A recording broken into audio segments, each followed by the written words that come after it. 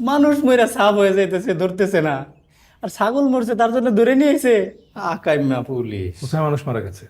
তো এই যে কয়দিন আগে চেয়ারম্যান সাহেবের মেয়েটা মার্ডার হয়েছে। ও আপনি ভাইজান ওই ছাগলের চিন্তা বাঁচবেন। ও সেসব পাগল হইলেও মনটা ভালো আছে। আপনি দেখবেন আপনারা কালকে সকালে ঠিকই ছেড়ে দেবেন। তাই যেন হয়। আমার স্ত্রী 8 মাস আগে কনসেপ্ট করেছে, হসপিটালে ভর্তি আছে। ঢাকায় যাওয়া আমার খুব জরুরি।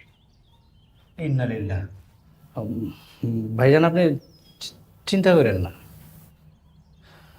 হায়াত থাকলে বাঁচবো, আর হায়াত না থাকলে কি করবেন। আচ্ছা ভাইজান, ওই কনসিভ রোগের কোনো চিকিৎসা নেই দেশে? ও বুঝছি, কনসিভ রোগের কোনো চিকিৎসা নাই। এই কনসিভ রোগের নামই তো শুনলাম জীবনের পয়লা। আল্লাহ আপনার বউয়ের সেবা দান করুক। কি বালের এক দেশে থাকি, রোগ আছে চিকিৎসা নাই। অতি সাহেব, আমি তো সরি বললাম। ভাইজান, একটা ব্যবস্থা করেন। ভাইজান আপনি শান্ত হয়ে বসেন না। ঠিক আছে, আমি আছি। সবিনয় বিনীত নিবেদন এই যে আমি মোহাম্মদ বদরুল আলম, পিতা হাজী মোহাম্মদ জগলুল স্যার আলম। আসি? না, স্যার ইমার্জেন্সি। আবার প্রস্রাব করবি? না স্যার, বিরাট খবর। মতিন স্যার আসামি নিয়ে ফিরছে, চেয়ারম্যানের মাইয়ার খুনি।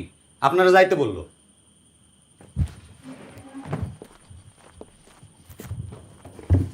ওই হারামজাদা, চক্রামা চক্রামা শালা, কত বড় শয়তান! তাকে আছে কেমন করে? মানুষ মারো, ফুলি উড়াই দিবে একদম।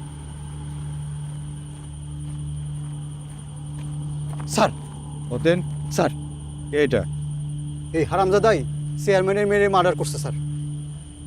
শিরোচ্ছ কি হবে? আমি তদন্ত করছিলাম স্যার, বেশ অনেক দিন থেকে ওই মেয়েরে ফলো করতেছিল। আর যেই দিন মার্ডার হয় সেই দিনও ওই বাসার আশেপাশে ঘুরঘুর করতেছিল স্যার। আর যেখানে ওই মেয়েটার লাশ পাওয়া গেছে সেখানে কি যেন খুঁজতেছিল, সাথে সাথে আমরা গ্রেপ্তার করি। মনে হয় কোনো এভিডেন্স মেটানোর তালে ছিল স্যার। স্বীকার করছে কিছু? বোবা স্যার, কথাই তো কইতে পারে না। তবে একটা গুরুত্বপূর্ণ তথ্য পাইছে স্যার, এই শালা ভয়ঙ্কর রঘু ডাকাত দলের সদস্য।